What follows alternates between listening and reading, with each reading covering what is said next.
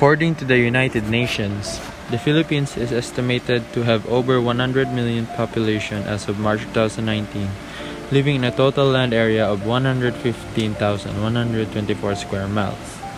It is currently at a percentage of 1.4% out of the total world population and ranked 13th place as the most populated country all over the world. Comparing from the past years, Philippines' population growth rate is estimated to be 1.5% annually. 44.4% of Philippines' population in 2019 is urban, which is estimated to be over 48 million people.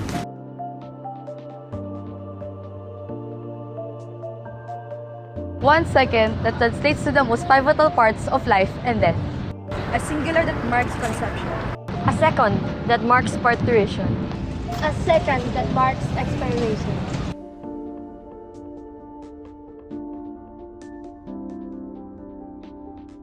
A minute encompassing of 60 seconds, is more negatively impactful to a country of fetus.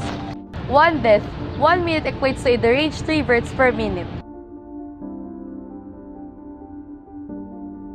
Furthermore, the hour, the bigger picture of minutes, conventionally defined being of 1/24 of the working day. 1 hour that waters the garden of 197 youthful flowers and 66 withering ones.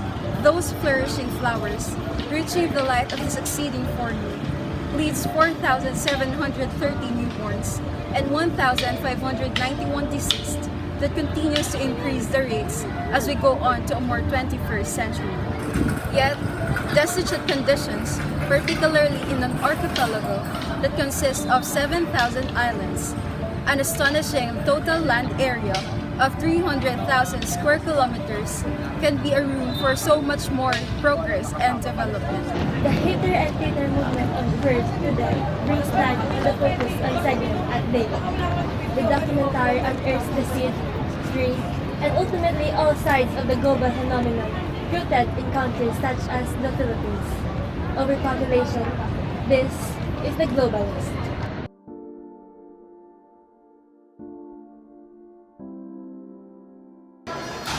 Alright, first let us put into context what overpopulation is. It's not really about figures and numbers. It's about the failure to get the basic needs. Now, there are many issues with regards to overpopulation. Let's say, for example, the food security is one. Number 2 is health. Number 3 is the basic resources and basic needs of people. Number 4 is the space needed with the increase in population. Number 5, there are other issues like jobs, crimes, among other things. What are possible, shall we say, solution to this problem? Number 1 is identify the basic needs. So number 1 is food. It's just that the food distribution is becoming unequal. So you have issues of, there are many people who are hungry, probably we are overpopulated. Pangalawa, the housing. Well, that's the problem of the government. Well, to be honest, talaga ang problema ng Pilipinas sa pabahay. And if you're not going to address that solution, if you're not going to address that problem, ay talagang magkakaroon ng malaking problema at backlog sa housing. Sa education, well, we have resources for education. I think there is a lack of education in terms of correct family planning, correct family planning wherein you have to consider the stand of the church, being a predominantly Catholic nation, and what are other alternatives that will not compromise Catholic teachings in terms of family planning. Next 15 years, make sure na may pagkain makakain, make sure na may matitirahan, make sure na sila makapag-aaral, make sure na sila ay mayroong health services.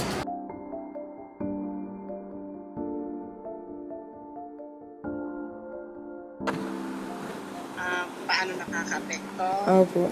Kasi sa mga datos na nakukuha ng gobyerno, lalo na sa ating yung mga statistics natin, syempre diyan sila bumabase kung anong program ang mga pwede nilang ibigay sa ating bansa. Opo. Na kung kami kinalaman sa overpopulation na nandiyan na kasi ano bang mga, lalo na kung ano ba yung pinagkakaabalahan to, yung mga mahihirap, anong programa ang pwede nilang itulong, ibigay ng financial assistance o yung sa mga pagtulong sa pag-ano ng mga edukasyon, pagtulungan. Talaga nakaka-apekto ng malaki at lalo na kung maliit ang budget ng bansa. Kaya pinipilit na sana maging balanse yung population, wag maging overpopulated ng ang isang bansa dahil maapektuhan ang budget niya, syempre, yung mga programa, kung anong lahat yan, paghahati-hatiin yan, edukasyon, ano tayo dito, yung sa trabaho, yung mga, kung anong mga, lalo na pagdating sa health, kung halimbawa sa overpopulation, syempre, hati-hati ang budget yan pagdating sa mga basic needs, sa health, sa mga yun na, kung sinabi ko na, education, yun. Doon kasi papasok ang gobyerno natin kung anong mga ibababang programa depende sa pangangailangan ng isang bansa doon sa mga tawag dito. Kung overpopulated sa bansa, mahirapan din ang bansa na maibigay ang tama at magandang serbisyo sa bawat isa.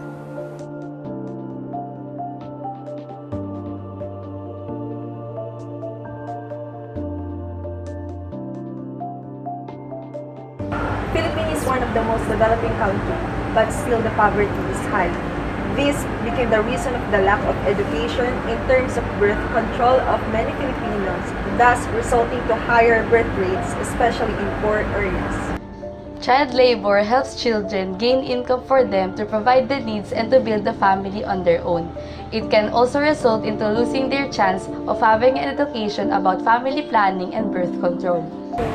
Overpopulation mostly occurs in the state when the number of immigration exceeds the number of emigration, and which can lead into lacking of resources to produce for their own population. What possible solution can help lessen the negative effects of overpopulation? Well, as a healthcare professional, one of the things that I think can help lessen the effects of overpopulation is through strengthening the government's program on family planning. Since if our community is aware that overpopulation can cause a lot of negative effects with the community, with the health status of the community, then they will be more cooperative with this program. I think one of the possible solutions that could help to lessen the negative effect of overpopulation is by spreading awareness, by letting the people know that overpopulation could greatly affect us. Maybe we cannot feel it now, but in the future, especially the new generations, so we have to let them know the effects of overpopulation. And also, I think one of the best solutions is family planning. Demands on water supply is greater when the population is higher than the normal rate. The problem is the percentage of fresh and accessible water is only roughly 1% of the world's water. By 2025, it has been estimated that the human demand for fresh water will rise up to approximately 70% of the available water. Overpopulation increases the demand of people into resources such as land, water, fossil fuels, and food and shelter that will lead to the destruction of natural habitats. As this trend continues, species living in that certain population may be at risk of extinction. We should be concerned, of course, about overpopulation or being overcrowded. But I think that even though we are not overcrowded, there are still positive effects from the population that we have, and I hope that each Filipino can contribute to the society. So people like me can help lessen the negative effects of overpopulation by using my own voice to share the knowledge that I have about family planning. Family planning is really needed here in the Philippines because, as we can see, there are a lot of big families here in our country, and some of them are in the poverty stage, and it is important that they know about it. Sex education provides knowledge on the consequences of delivering a child. This can help people gain learnings on the existence of contraceptives and the importance of family planning. But not only should this be only concerning into sex talking, but also in its consequences on the population. Access to contraceptives must be in line with better sex education, as sex somehow are needed to other couples whom is not yet ready into having a child. Usage of contraceptives can be a safe way for them. This can not only give the couples more time in family planning, but it can also help reduce the population of the country.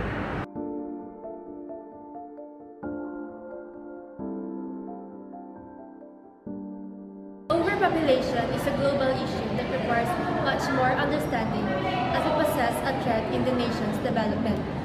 This is The Globalist, delivering you an in-depth discussion of the dilemmas worldwide.